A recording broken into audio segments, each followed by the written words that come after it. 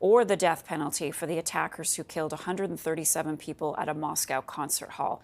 Terrorism charges have been laid in Russia as Moscow begins identifying the victims of the mass shooting. Teams are still searching out the burned-out ruins of the shopping center and entertainment complex.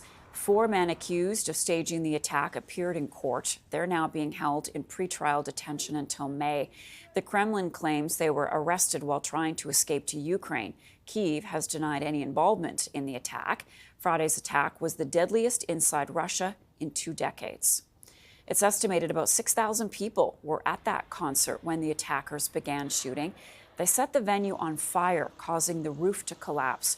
Crews continue to search through the rubble. Health officials say the process of identifying the bodies will take weeks. CTV's Colton Prale is in Ottawa with more for us this morning. Colton, what's the latest on the investigation this morning?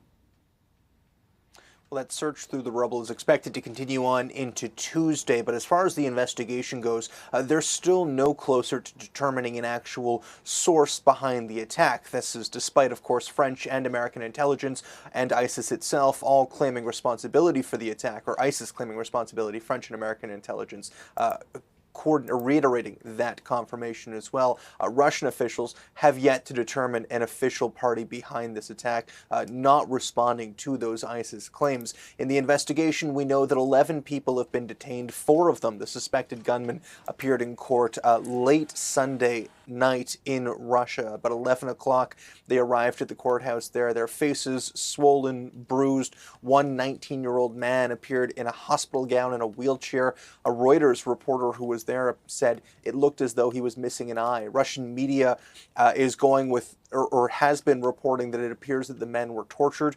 Video online circulating appears to show the same group of men in parts of their interrogation process. One video appears to show a man having his ear cut off. There was a man in the court who had his ear bandaged. Now, these videos haven't been authenticated, and the Kremlin isn't responding to questions about how the prisoners were treated prior to their appearance in court. We know that at least 2 of them have pled guilty. They're facing life sentences, but there are questions around those guilty pleas and whether or not they were coerced through the treatment they received prior to being in court, prior to the events of that night. As far as the men themselves, we know that they're 4 Tajik nationals from Tajikistan. Tajikistan is coordinating in the investigation with Russia, looking into how this occurred. Russian officials say that they caught the men about 400 kilometers southwest of Moscow, trying to flee through Ukraine, and actually shouldered some of the blame towards Ukraine for these attacks. Now, there is no other confirmation other than from Russian officials where the men themselves were arrested. There is also no evidence to suggest that Ukraine was a part of this. They've vehemently denied this. U.S. officials have come out and said there's no evidence to say so. French officials have also said it's both not helpful and incorrect to say that Ukraine was a part of this, but still there are concerns that due to that Russian messaging, especially from Vladimir Putin on Saturday, that there could be escalations in that conflict, that we could see an increase in the attacks on Ukraine moving forward as a way to try to rally the country in light of the events that took place on Friday.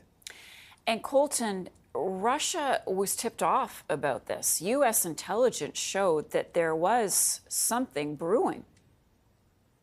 2 weeks ago, U.S. intelligence reportedly gave a warning to Russian intelligence officials that there is something that could happen. At the same time, American officials released a warning to their own citizens, telling them to avoid crowded places, particularly in Moscow. Now, there was an alleged gunman who was arrested in the lead-up to all of this by Russian officials several weeks ago. However, this warning was about something much larger than this, and it isn't alone as well. The French officials, French President Emmanuel Macron, came out this morning after having raised the terror threat level in his country to its highest level over the weekend, saying that the same group who has claimed responsibility for these attacks, ISIS-K, has tried to stage several similar attacks, or several attacks on French soil over the past few months, all of which have been thwarted. And they had received warnings about those potential attacks as well. France is bolstering its military unit that specifically deals in anti-terrorism, adding an extra 4,000 soldiers.